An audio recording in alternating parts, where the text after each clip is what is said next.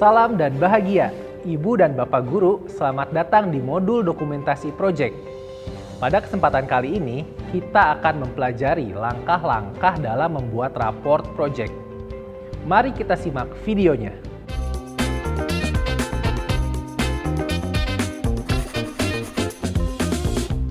Ibu dan Bapak Guru, setelah murid-murid selesai mengerjakan proyeknya, membuat laporan hasil perkembangannya sangatlah penting.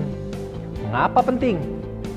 Mari kita lihat dahulu pengertian dan peran sebuah raport proyek. Raport proyek merupakan laporan hasil belajar proyek murid. Peran dari raport proyek yaitu untuk memberikan dampak positif pada murid-murid dalam melakukan evaluasi diri terhadap proyeknya. Murid dapat melihat hasil perkembangannya selama belajar proyek. Informasi yang ada pada rapor pun dapat dijadikan acuan untuk melanjutkan pembelajaran selanjutnya, atau untuk melatih dan meningkatkan perkembangan yang kurang agar potensi murid menjadi maksimal. Dalam pembuatannya, raport dibuat per tema. Misalnya, jika Ibu dan Bapak membuat 2 tema selama 1 tahun ajaran, berarti raportnya ada 2. Jika ada 3 tema, berarti ada 3 raport proyek. Wah, bagaimana maksudnya ya? Pada akhir video ini, Ibu dan Bapak dapat melihat contoh tampilannya ya. Lalu, kapan diberikan kepada orang tua murid dan murid? Semua raport dikumpulkan dan diberikan pada akhir tahun ajaran. Berarti pemberian raport hanya 1 kali dalam setahun. Sebelum kita melihat komponen dalam raport proyek, mari kita melihat prinsip-prinsip raport proyek, yaitu sebagai berikut. 1. Menunjukkan keterpaduan. Raport terdiri dari hasil performa murid secara keseluruhan. Hasil proyek ini bukan dibuat per mata pelajaran, karena dalam proyek beberapa disiplin ilmu terintegrasi. 2. Tidak menjadi beban administrasi. Penulisan raport proyek akan dibuat secara sederhana. Harap diperhatikan dalam penulisan deskripsi murid. Fokuskan pada hal-hal yang sudah berkembang. Tulislah dengan kalimat positif dan tuliskan karakteristik unik yang dimiliki oleh murid. 3. Kompetensi utuh. Penilaian dalam raport proyek memadukan seluruh kompetensi sebagai satu elemen yang utuh. Apakah pengerjaannya merepotkan? Dan bagaimana ya cara pengerjaannya? Mari kita lihat dulu ada apa saja komponennya.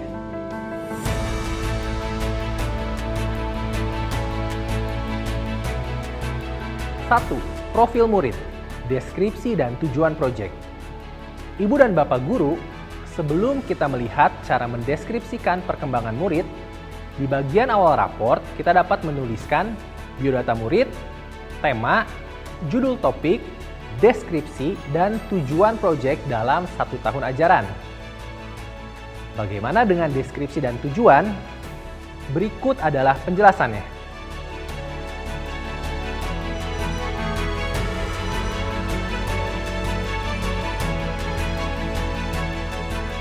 Sekarang, mari kita kembali melihat 2 contoh modul proyek yang sudah kita pelajari pada materi sebelumnya, yaitu modul proyek kebekerjaan dan berekayasa dan berteknologi untuk membangun NKRI untuk jenjang SMA dan SMK.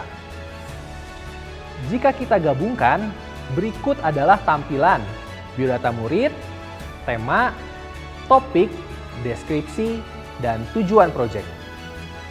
2. Performa murid. Hasil performa murid-murid dilihat dari perkembangan karakter dan kompetensi sesuai profil pelajar Pancasila, yaitu menggunakan dimensi, elemen, dan subelemen yang sudah kita tentukan pada saat pembuatan modul proyek.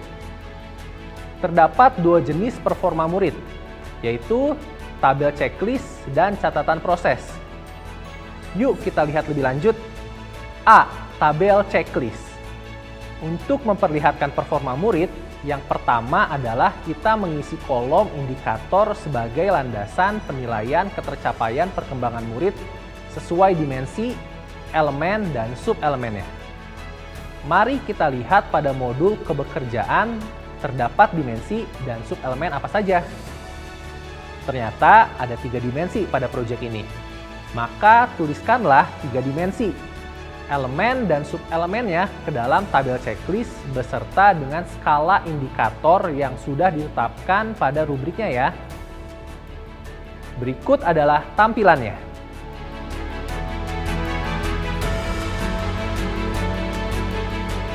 Bagaimana kita mengisi checklist ini? Berikut adalah panduannya.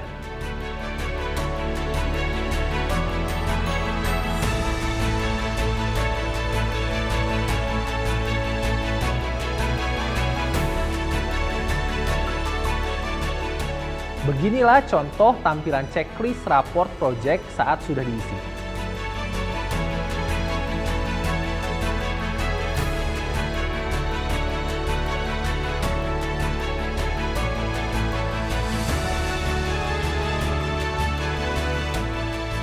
B.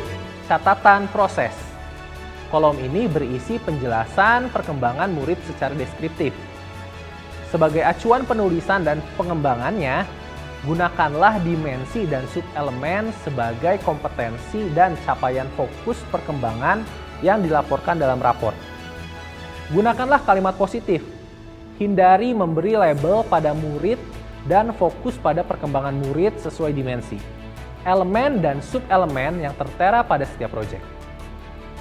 Misalnya, pada proyek kali ini, Randi sudah dapat mengenali minat dan bakatnya, mengembangkan potensi, juga mengevaluasi dan memanfaatkan umpan balik.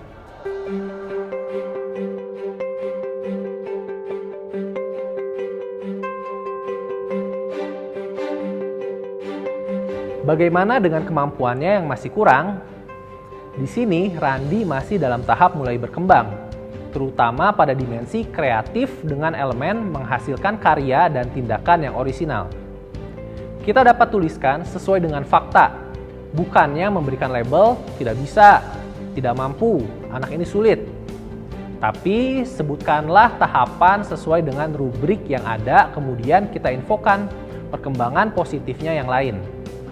Berikut adalah tampilannya.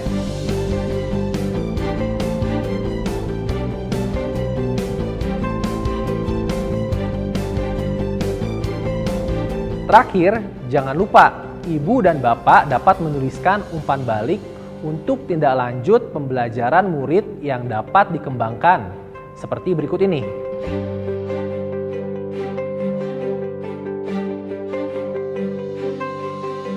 Jika kita gabungkan, berikut contoh tampilan catatan proses.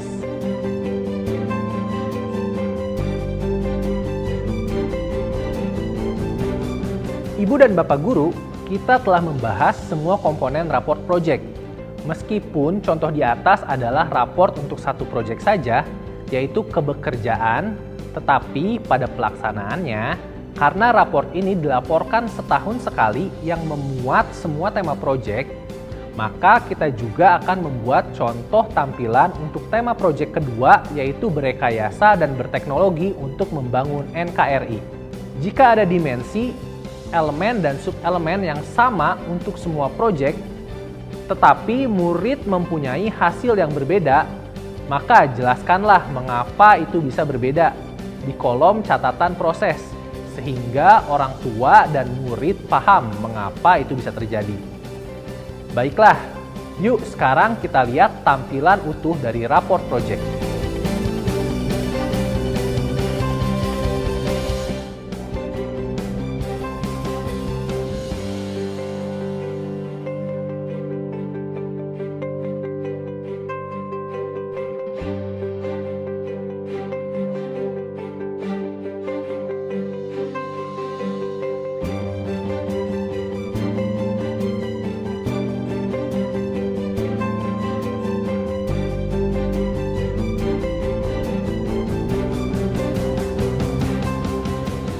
Semoga dengan berakhirnya tampilan tadi, kita sudah semakin jelas bagaimana membuat raport project. Pada dasarnya, pembuatan raport project sama untuk semua jenjang. Ibu dan Bapak Guru hanya perlu mengimplementasikannya sesuai dengan kebutuhan pada setiap jenjang. Bagaimana? Apakah sudah siap membuat rapor proyek? Tetap semangat untuk belajar ya. Salam dan bahagia.